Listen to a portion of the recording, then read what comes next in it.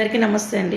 CM Revanth Reddy అన్న గాంధీ తాత విగ్రహం పెట్టడానికి ఈరోజు ఇంట్లో ఉన్నోళ్ళని తీసుకొచ్చి బయట వేస్తున్నా. ఇది ఎవ్వడన్నా ఒప్పుకుంటాడా? కనీసం గాంధీ తాత నన్ను ఒప్పుకుంటాడా?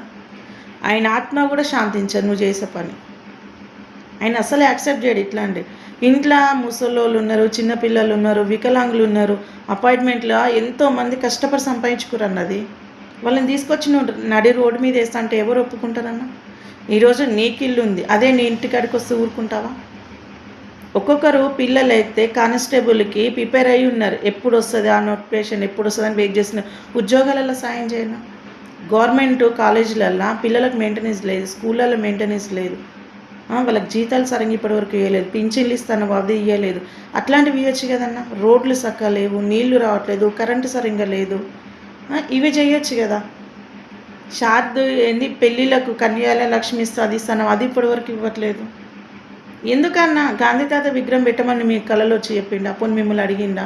ఆయన అంబేద్కర్ బొమ్మ పెట్టిందని చెప్పేసి మీరు ఇది పెట్టాలని ప్లాన్ చేశారు, కానీ ఎవ్వరు ఒప్పుకోరన్న. ఒక కుటుంబాన్ని నువ్వు రోడ్డు మీద ఎక్కువ. అదే ఇప్పుడు ఎవరైనా సరే కేసీఆర్ గారు అయితే ఒక కుటుంబాన్ని ఆగం చేయలేదు, ఒకరిని రోడ్డు మీద వెయ్యలేదు ఆ విగ్రహం పెట్టినప్పుడు.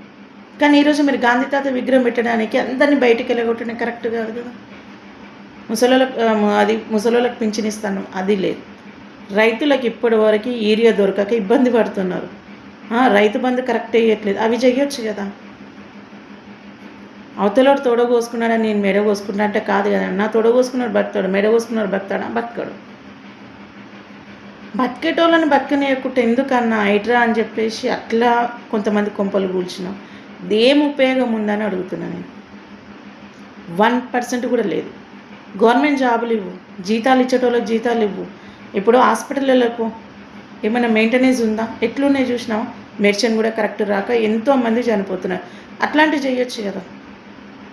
పోనీ అవే ఇప్పుడు అన్ని కోట్లు పెట్టి కడుతున్నావు కదన్నా, అవే కోట్లు పెట్టి ఇప్పటి వరకు ఇందిరమ్మ ఇండ్లు రానోళ్ళు ఉన్నారు ఊళ్ళల్లో, వాళ్ళకి నీ పేరు తలుచుకుంటారు.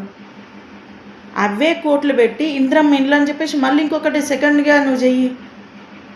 పోనీ ఇప్పుడు ఇందిరమ్మ ఇల్లు ఇచ్చిన ఫస్ట్ విడత ఇచ్చిన వాళ్ళకన్నా చక్కగా బిల్లులన్నా రాలే కదన్నా. స్లాపులు పోసి వాళ్ళు సావలేక బతకలేక అన్నట్టు అయిపోయింది. సగం అలాలు సగం ముడదారు అన్నట్టు అయిపోయింది. అరే ఉన్న ఇల్లుని గుల కొట్టుకొని ఆగమవుతున్నాం అని చెప్పేసి నెత్తి నోరు కొట్టుకుంటారు. అవన్నీ చెయ్యి. పోనీ ఆన్లైన్ సిస్టమ్ అని చెప్పేసి పెట్టారు, అవన్నీ తీసేయి. రైతులకు సాయం చేసేటట్టనే చెయ్యన్నా. ఎందుకు చేస్తున్నావు నువ్వు ఇవన్నీ? హైదరాబాద్ని నువ్వు టార్గెట్గా ఎందుకు పెట్టుకున్నావు అన్నా? అసలు ప్రతి ఒక్కరు అంటున్నారు ఇంకా జీవితంలో రేవంత్ రెడ్డి ఎప్పుడు గెలవడని. అంత దానికి ఎందుకన్నా అవసరం లేదు. ఎన్నో ప్రాబ్లమ్స్ ఉన్నాయి మన తెలంగాణ.